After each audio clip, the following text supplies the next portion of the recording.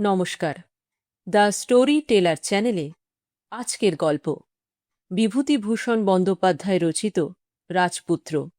গল্প পাঠে আমি অনিন্দিতা। কাঞ্চীর রাজপুত্র এবার যৌবরাজ্যে অভিষিক্ত হবেন। রাজ্যময় ধুমধাম পড়ে গেছে। কাঞ্চীর উত্তর প্রান্তে গরুর ধ্বজ বিষ্ণু মন্দির। পুরোহিত গেছেন সেখানকার আশীর্বাদী নির্মাল্য আনতে। লোক পাঠানো হয়েছে প্রয়াগ তীর্থ থেকে জল আনবার জন্যে। সেই জলে স্নান করিয়ে বিষ্ণু পূজা নির্মাল্য তার কপালে ঠেকিয়ে রাজপুত্রকে পুরো নারীরা বরণ করবেন। রাজা বিশ্রাম কক্ষে প্রবেশ করেছেন। রাত্রি প্রায় দ্বীপ্রহর। কোশল রাজের দূত কি এক প্রস্তাব নিয়ে এসেছে। রাজা তাই সারাদিন ধরে মন্ত্রীর সঙ্গে আলোচনা করছিলেন। শরীর ও মন দুই বড় ক্লান্ত। এমন সময় রাজকুমার কক্ষে ঢুকে পিতাকে প্রণাম করে একপাশে দাঁড়িয়ে রইলেন। রাজা বললেন, চন্দ্রসেন, তোমার কিছু বলবার আছে? রাজপুত্র বিনীত অথচ দৃঢ় স্বরে বললেন, বাবা, গত বছর যখন গুরুগৃহ থেকে ফিরে আসি তখন আপনি বলেছিলেন আমায় কিছুদিন দেশ ভ্রমণে যাবার অনুমতি দেবেন। আপনার অসুখের জন্যে এতদিন কোনো কথা বলিনি। আমি এইবার সে বিষয়ে অনুমতি চাই। মহারাজ বিস্মিত সুরে বললেন, কি বিষয়ে অনুমতি চাই বলো? আমি দেশ ভ্রমণে যেতে চাই বাবা। তুমি জানো তোমার যৌবরাজ্যের অভিষেকের সব আয়োজন করা হয়েছে। সেই জন্যই তো আরো বেশি করে যেতে চাই বাবা। আমি কাঞ্চি ছাড়া জীবনে কখনো কিছু দেখলুম না, কিছু জানলুম না। কানে শুনেছি উত্তরে হিমবান পর্বত আছে, দক্ষিণে সমুদ্র আছে, পশ্চিমে সিন্ধু নদ আছে। কাঞ্চি ছাড়া আরও কত রাজ্য দেশ আছে, কিন্তু 19-20 বৎসর বয়সে আমি চোখ থেকেও অন্ধ। যার জীবনে কোনো অভিজ্ঞতা নেই, তাকে দিয়ে দেশ শাসন কি করে হবে? আমায় যেতে দিন বাবা। এর দুদিন পরে রাজ্যের লোক সবিস্ময়ে শুনল, রাজকুমার চন্দ্রসেনের অভিষেক উৎসব সম্প্রতি স্থগিত থাকল, কারণ তিনি চলেছেন বিদেশ ভ্রমণে একা। সঙ্গে তিনি কাউকে নিতে রাজি নন। সত্যই রাজকুমার কাউকে সঙ্গে নেননি। আজ সপ্তাহ উত্তীর্ণ হয়ে গেছে। চন্দ্রসেন তার প্রিয় সাদা ঘোড়াটিতে চড়ে একা পথ চলেছেন, আর সঙ্গে থাকবার মধ্যে বাদিকে খাপে ঝোলানো পিতৃদত্ত তলোয়ারখানি। আর আছে চোখে অসীম তৃষ্ণা, বুকে অদম্য সাহস ও নির্ভীকতা। কাঞ্চীর রাজ্যের সীমা ছাড়িয়েও দুদিনের পথ চলে এসেছেন। কত গ্রাম, মাঠ, বন, নদী পার হয়ে চলেছেন। সবই অজানা, সবই অচেনা। এ তার নিজের রাজ্য কাঞ্চী নয়, এখানে তিনি একজন অজানা পথিক মাত্র। তখনও সূর্য অস্ত যায়নি। এক নদীর ধারে তার ঘোড়া এসে পৌঁছল তাকে নিয়ে। প্রকাণ্ড নদী, বৈকালের রাঙা আলোয় ওপারের বনরেখা অপূর্ব দেখাচ্ছে। অত বড় নদী কি করে পার হবেন? রাজকুমার চিন্তায় পড়লেন। কোনো দিকে মানুষের বাসের চিহ্ন নেই। সন্ধ্যার ছায়া ক্রমশ ধূসর হয়ে এলো। বিজন নদীতীরের ছন্নছাড়া চেহারাটা সুমুখ আধার রাতে গাঢ় ছায়ায় যেন আরও বেশি ছন্নছাড়া হয়ে ফুটে উঠল। ওপারে বহু দূরে একটা পাহাড়ের নীল চূড়া একটু একটু চোখে পড়ে। রাজকুমার চেয়ে থাকতে থাকতে পাহাড়ের ওপর থেকে আগুনের রাঙা একটা হলকা হঠাৎ আকাশের পানে লক লক করে জ্বলে উঠেই দপ করে নিভে গেল। রাজপুত্র অবাক হয়ে সেই দিকেই চেয়ে আছেন।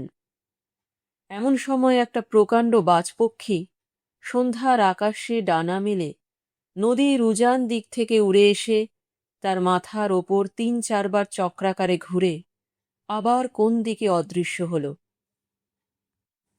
রাজকুমারের নির্ভীক মনও একটুখানি কেঁপে উঠল।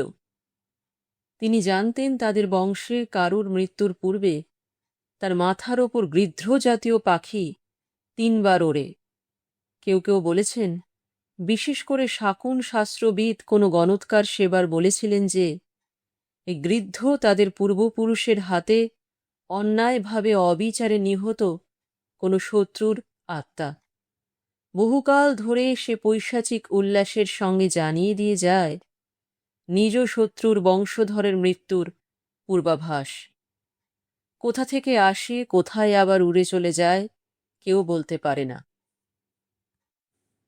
রাতের সঙ্গে সঙ্গে এলো হাড় কাঁপনে ধারালো শীত। একটা বড় গাছও কোথাও নেই যার তলায় আশ্রয় নিতে পারেন। অবশেষে একটা মাটির ঢিপির পেছনে ঘোড়া থেকে নেমে রাজপুত্র নিজের আসন বিছালেন। সেখানটাতে হাওয়া বেশি লাগে না। শুকনো লতা কাঠি কুড়িয়ে আগুন জ্বালাবার ব্যবস্থা করে সে রাত্রের মতো তিনি সেখানেই রইলেন। উপায় কি? গভীর রাত্রে রাজপুত্রের ঘুম ভেঙে গেল। বহুদূরে যেন কাদের আর্তনাদ, মৃত্যুপথের পথিকদের অন্তিম চিৎকারের মতো করুণ।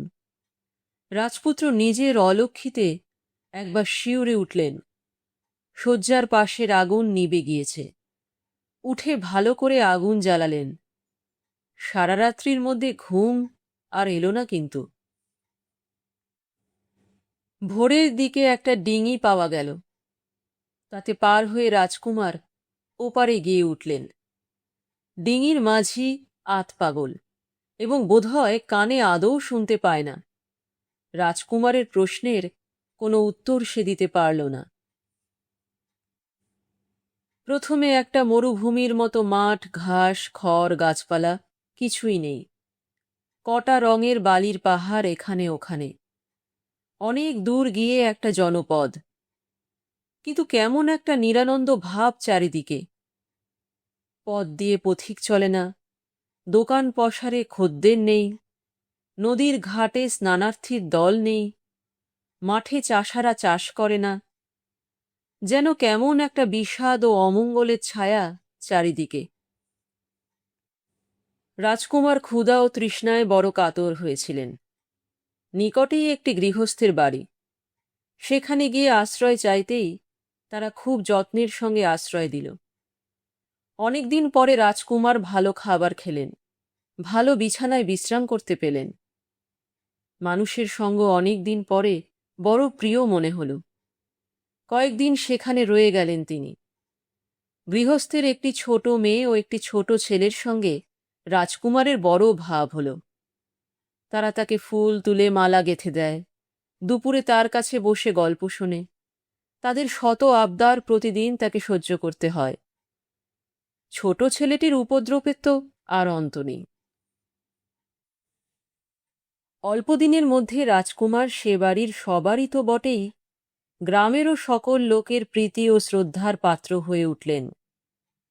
এত সুন্দর মুখশ্রী, এত সুন্দর কান্তি, এমন মিষ্টি স্বভাবের মানুষ তারা কখনো দেখেনি।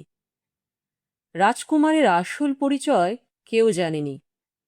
তিনি কাউকে সেসব কথা বলেননি। সবাই ভাবে তিনি একজন গৃহহীন পথিক। হয়তো তার কেউ কোথাও নেই। এতে সবারই স্নেহ তার উপর আরও বেড়ে যায়। কিসে তিনি সুখে থাকবেন, কিসে আত্মীয়হীন নিঃসঙ্গ প্রবাস কষ্ট তার কমবে, সবারই এই চেষ্টা। তারা নিজেদের মধ্যে বলাবলি করে, এমন সুন্দর চেহারার ছেলে নিশ্চয়ই কোনো বড় ঘরের হবে। গ্রামের যিনি মণ্ডল, তার এক মেয়ে পরমা সুন্দরী। সবাই বলে ওই ছেলেই এই মেয়ের উপযুক্ত পাত্র। বিধাতা ওর জন্যই যেন এ দেবতার মতো সৌম্যকান্তি ছেলেটিকে কোথা থেকে জুটিয়ে এনেছেন। মণ্ডল গৃহিণীও রাজকুমারকে একদিন দূর থেকে দেখে এত পছন্দ করলেন যে তিনি স্বামীকে জানিয়ে দিলেন, যদি ওই ছেলের সঙ্গে মেয়ের বিয়ে হয় ভালো, নইলে মেয়ে চিরকুমারী থাকুক, তার আপত্তি নেই। রাজকুমার কিন্তু কিছুতেই তেমন আমোদ পান না। তার মনে কি একটা বিপদের ছায়া সকল আনন্দকে ম্লান করে রাখে। একবার ভাবেন হয়তো বাপ-মাকে অনেকদিন দেখেননি বলে এমন হয়, কিন্তু তার মন বলে তা নয়, তা নয়। ওসব সামান্য সুখ দুঃখের ব্যাপার এ নয়, এ এমন একটা কিছু যার কারণ আরো গভীর। জীবন মরণ নিয়ে এর কারবার। ক্রমে এলো সে মাসের কৃষ্ণপক্ষ। রাজকুমার অবাক হয়ে লক্ষ্য করলেন বাড়িতে সবারই চোখে জল। গ্রাম শুদ্ধ লোক, সকলে বিষণ্ণ, নিরানন্দ। কিন্তু কেউ কোনো কথা বলে না, কারণ জিজ্ঞাসা করলেও উত্তর পাওয়া যায় না। সবাই কিসের ভয়ে জুজু হয়ে বসে আছে যেন। অবশেষে রাজকুমার কথাটা শুনলেন। এখান থেকে 1 যোজন দূরে গৃদ্ধকূট পাহাড়ের ওপর রাজগুরু এক কাপালিকের সাধন পীঠ। প্রতি অমাবস্যায় সেখানে নরবলির জন্য প্রতি গ্রাম থেকে পালাক্রমে একটি তরুণ বয়স্ক লোক পাঠানো চাই। রাজার হুকুম। এবার এই গ্রামের পালা। শোনামাত্র রাজকুমার কর্তব্য স্থির করে ফেললেন। তার পিতৃদত্ত তুনের তীক্ষ্ণ ইস্পাতের ফলা পরানো যে বান, তাকে শুধু নিরীহ পশুপক্ষী শিকারের জন্যে? ক্ষতি হতে ত্রাণ করে এই সেই কারণ, মহান ক্ষত্রিয় নাম বিদিত জগতে। অস্ত্রগুরুর সে উপদেশ রাজকুমার কি ভুলে গিয়েছেন এত শিগগির?